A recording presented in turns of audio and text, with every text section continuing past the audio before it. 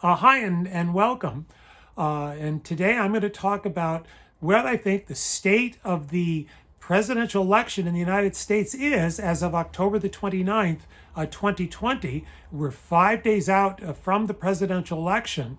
And the interesting thing is, what I've been saying in my previous two videos is that I've been thinking that the election's a little bit closer than what many people have been thinking. The Real Clear Politics poll of average says about 7.4%. I've been saying somewhere around 5%. That's what I've been saying. So, but what I've done in the last 24 hours is I went and I took a comment that one of the listeners, one of the viewers, they challenged me that I was using data from the previous election to try to talk about the biases in this one. And this person made a very good point, and I said, well, there are biases. We're seeing biases from some of these same organizations, and so and I thought, well, okay, that's all that I can do. But this person got me to thinking, and I said, well, I can. There are some statistical techniques that I can't say that there's bias, because bias means that I know the outcome. If I look at the outcome, I look back of the last time, I can see what the bias was. But I can't tell what the bias is this time because we don't have the results yet. So, but what I can do is identify where the outliers are, what the polls are that are outlying, and identify them. So that's what I've done. I've been working both at the national level and the state level to update my polling to reflect that. And I want to say a shout out to that viewer. Really appreciate that. That got me to thinking. So I've found something very interesting. When you look at the tracking at the major polls of the national polls, there are 5 organizations that have done enough polling that you can actually, they've done at least 4 or 5 national polls in the last 5 weeks. So before the election.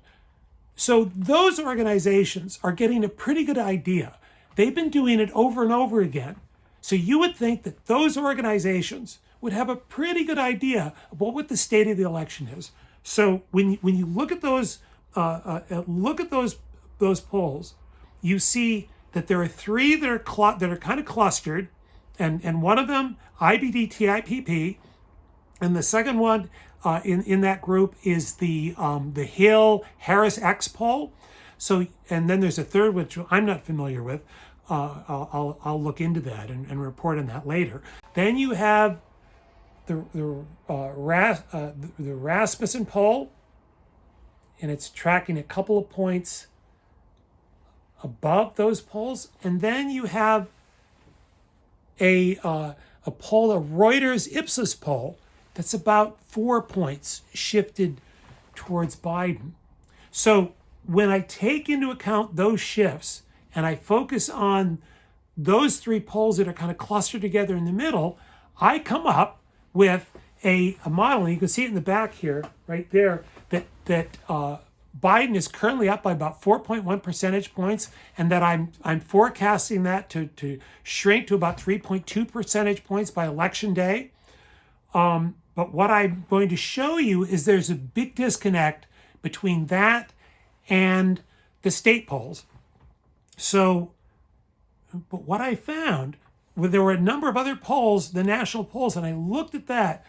All of them were shifted in almost the same way as the Reuters Ipsos poll. So I looked at well, what are these organizations? They're the New York Times, Washington Post, the mainstream media. And they're all clustered at about 4 points to the left of towards Biden of these main tracking polls. So you look at those, you look at that. Those are creating a roughly 7.5 point spread that is the consensus about what Biden's lead is, are those polls. But they're dramatically different from these three polls. But these polls, there's a disconnect between these polls that seem to be in the center and the state polls. The state polls are more in agreement with the national, the mainstream media polling. So, which brings up a very interesting question. There's either one of two things are correct. Either all of these mainstream polls are in fact correctly gauging the electorate, and they're all clustered together because they're accurately reading the electorate, and they're in alignment with the state polling, or you've got these polls in the middle, and there's a disconnect between these polls and the state polls. And so what I'm going to do is I'm going to look and I'm going to tell you what the result is, what I think, given the state these state polls. And as I say, I've done a lot of work on the state polls, improved my modeling, and I'm going to go over 6 states because I think I can include 6 states now and have pretty good numbers, pretty good results for those states. And those are Pennsylvania, Florida, and Arizona, Iowa, Georgia, and North Carolina. So we've looked at 4 of those states earlier. I added Iowa and Georgia today. So what I'm going to do is I'm going to show you what basically looks like a consensus view. I'm going to give you a consensus view. And the consensus view, let's look at each of these 6 states, what I call the Regal 6 battleground. And the first one I'm going to look at is Pennsylvania. And now, using these polls, and I've updated my modeling, and I think it's basically in agreement with the consensus that has Biden up by 4.8 percentage points, which is 5.5 points different. It's a shift of 5.5 points from 2016. So then let's turn to North Carolina. North Carolina, I have Biden up by 1.1 percentage points. That's a 4.8% shift. Then we have Florida. Florida and Biden, I have Biden up 1.2 percentage points. That's a 2.4 percentage point shift. Less, but still a shift. Moving on to Arizona. Arizona, I have Biden up 2.2 percentage points. That's a 5.7% shift, percentage point shift from 2016, where Trump won by 3.5 points. Georgia, I have Trump up by 1 point. Trump won the state by 5.1 points, a 4.1% shift. And finally, Iowa, the biggest shift of all.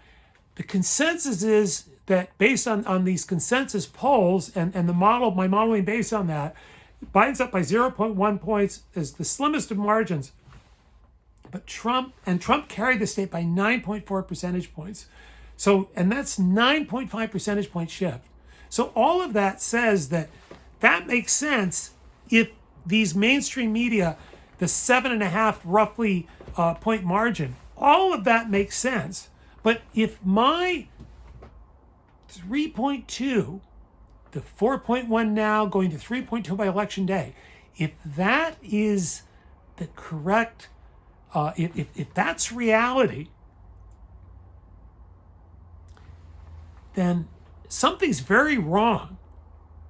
Then it's either because if you think about it, it's impossible for you to have a national shift of only 1.1 percentage points and end up with models that in all these main states, these closest states that are 9, 7, 5, 4 points, a huge shift. It's impossible. So this is a very interesting situation. It's either that we have these, it looks like some tracking polls that are telling a story of a fairly close election, which does not agree with the mainstream media polls, and for the most part, the state polling. So the interesting question is, which is right? And I don't have an answer for that. I don't have an answer. I'm going to try to figure out, but I think it's an important question to ask. And I don't know if anybody's asking it. If anybody is, can you please leave a comment in the comment section, so I can take take a look at this, because I don't know if anybody's talking about this. I haven't seen anything about this so far. I've seen nothing about this. But let me take a look at, this is what I'm, my forecast based on, this is the consensus. The consensus based on those numbers that are aligned with the mainstream media polls. Biden's going to go for comfortable victory. 340, 198 is what I would have. Florida, North Carolina, Iowa, Arizona, Pennsylvania, all of them. He's going to carry all those states. He's going to sweep that. He's going to roll up a pretty large victory in the Electoral College. If that's not true, then we have a dramatically different picture. And probably what we have is a picture that I'm showing right here, where it's 290, 248, something like that. Arizona, Pennsylvania, that the election would come down to Arizona and Pennsylvania, and whether Michigan and Wisconsin would be in the mix, whether Minnesota would be in the mix, is hard to tell. Now, one interesting thing, I just want to make a point here, is that Biden went to Minnesota. So Biden went to Minnesota yesterday. And why is he going to Minnesota? Is Minnesota close? Is he going there just to try to scare Trump? You know, what's the reason why he's going to Minnesota? Because that's interesting. He's gone from Georgia, because Georgia, he's going towards something he thinks he's gonna take.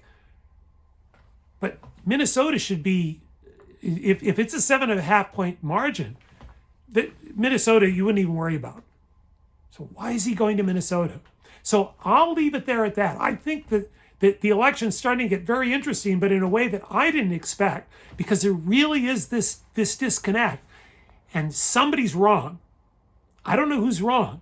Somebody's wrong, and if all of these bulk of polls are wrong, there's going to be an incredible surprise on election night.